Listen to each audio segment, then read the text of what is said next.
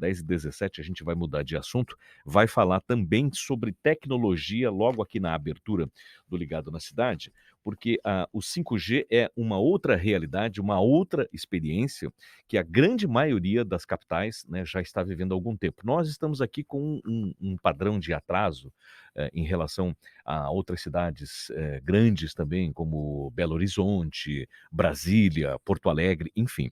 E a gente vai entender um pouco melhor. A ideia, num primeiro momento, com relação à questão de 5G, é que chegasse restrito a alguns bairros aqui na capital, né? O edital, inclusive, de leilão da Anatel fez essa determinação para todas as operadoras com relação à instalação de uma antena para cada 100 mil habitantes, né? A gente vai entender um pouco melhor com o Fernando Gomes de Oliveira, nós já estamos aqui em contato com ele, para a gente poder conhecer um pouco mais dessa realidade aqui em Florianópolis.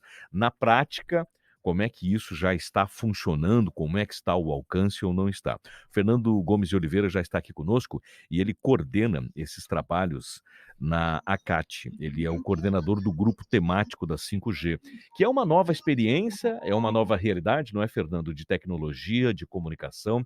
Nós temos aí um relativo atraso se for fazer um comparativo com outras cidades que já avançaram melhor, né? Mas aqui nós também já estamos totalmente estabelecidos. Como é que está a nossa realidade de 5G hoje, propriamente falando? A Anatel determinou aí uma questão de instalação de antena para cada 100 mil habitantes, enfim. Nós já temos essa realidade disponível? Bom dia.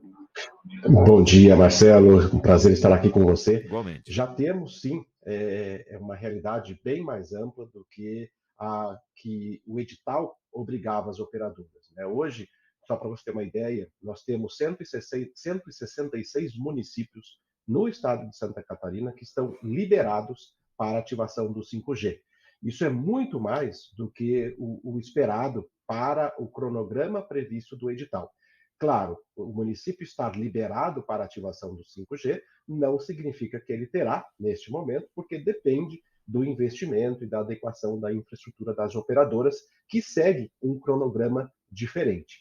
Mas se nós olharmos, nós também estamos adiantados nesse aspecto, ou seja, no ano passado, apenas as capitais tinham a obrigação de ter o sinal do 5G ativado, com uma estação a cada 100 mil habitantes, isso para cada uma das 3 operadoras. Então, nós teríamos que, por obrigação, ter 18 estações na cidade de Florianópolis.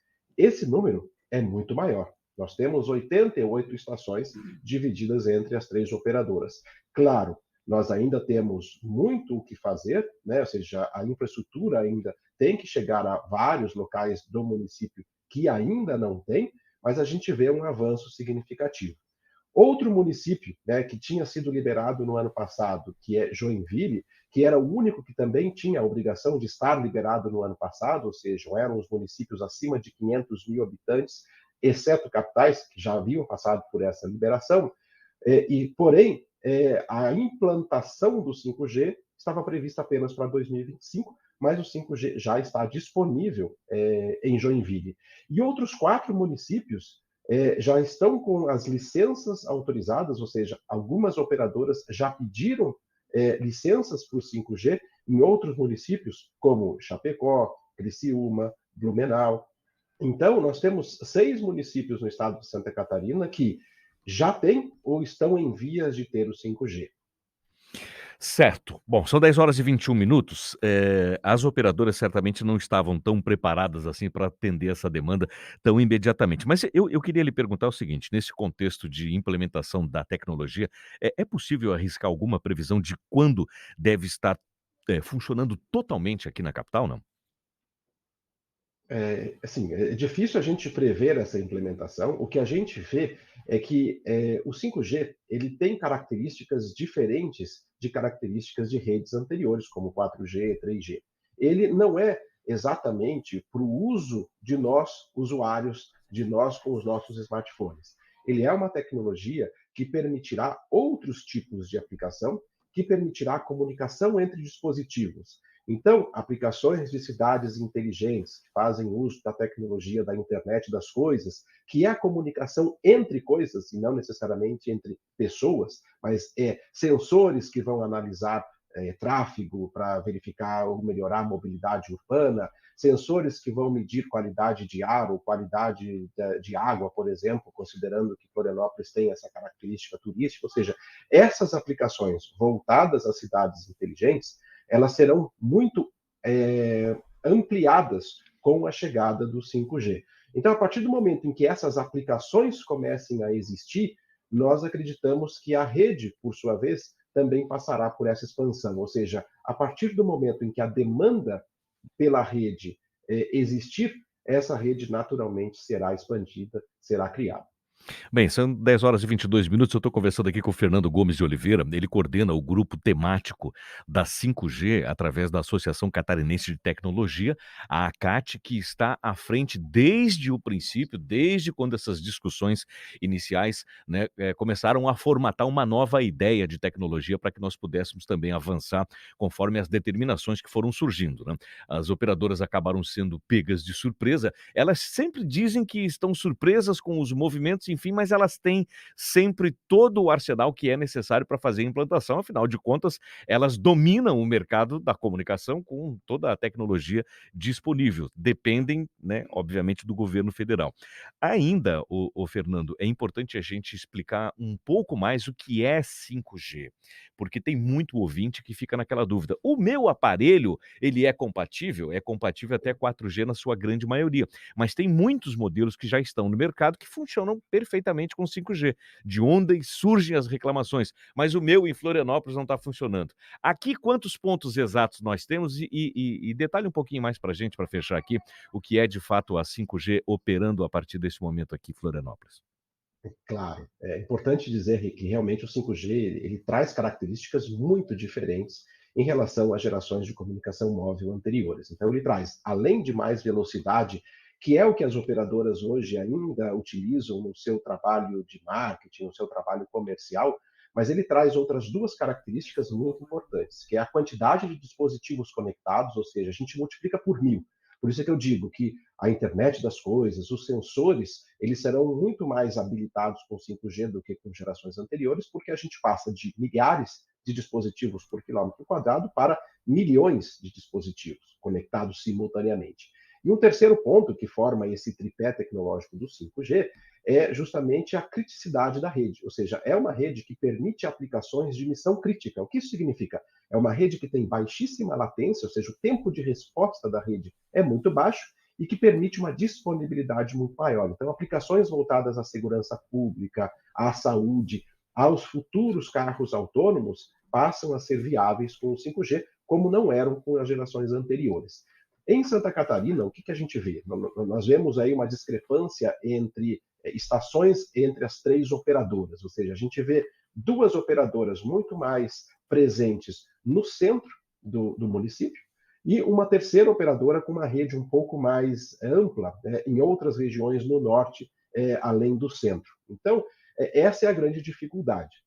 Existe um site da Anatel que permite que a gente acompanhe as estações rádio base implementadas. Então, a gente consegue saber aonde é que estão presentes essas estações e, consequentemente, onde esse sinal estaria disponível.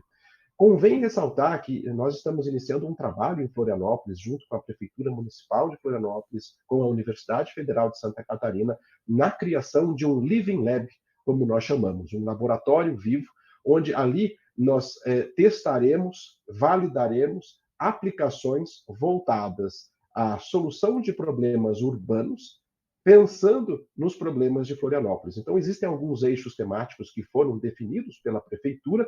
Nós estamos no momento agora, nós já atraímos a atenção das operadoras na participação desse projeto, desse processo. Estamos agora no momento de lançar um edital de chamamento público para trazer aplicações. Essas aplicações deverão usar a rede 5G, essa rede já existente, para solucionar problemas municipais, pensados nos problemas de Florianópolis. Isso é muito interessante, porque liga àquela questão que eu comentei no início, ou seja, a partir do momento em que nós tenhamos mais demanda, naturalmente nós teremos mais rede. Então é muito importante esse trabalho governamental no sentido de fomentar aplicações, o desenvolvimento de aplicações que usarão a rede 5G para que então essa demanda passe a existir. E só complementando, Pois Marcelo, isso não? é muito interessante, porque o Brasil, apesar de ter começado com o processo de implantação do 5G um pouco depois de outros países, nós já iniciamos com a versão chamada standalone, ou seja, numa decisão, na minha opinião, muito acertada da Anatel, a obrigação para as operadoras é implementar o 5G em sua última versão, essa chamada standalone. O que isso significa? Que ele realmente traz todos os benefícios de uma rede 5G. E as aplicações que nós desenvolvermos aqui no Brasil, ou seja, vamos imaginar empresas de tecnologia que desenvolvam aplicações voltadas às cidades inteligentes aqui no Brasil, poderão utilizar essas aplicações em qualquer outro lugar do mundo ou em qualquer outra cidade brasileira. Por quê? Porque ele começa de maneira simultânea nesses outros países, ou seja, mesmo os países que já tiveram o 5G instalado anteriormente, Sim. estão migrando agora para essa nova versão. E a gente então tem assim, o potencial de utilizar essas aplicações desenvolvidas aqui no estado, aqui em Florianópolis, em vários outros lugares do mundo.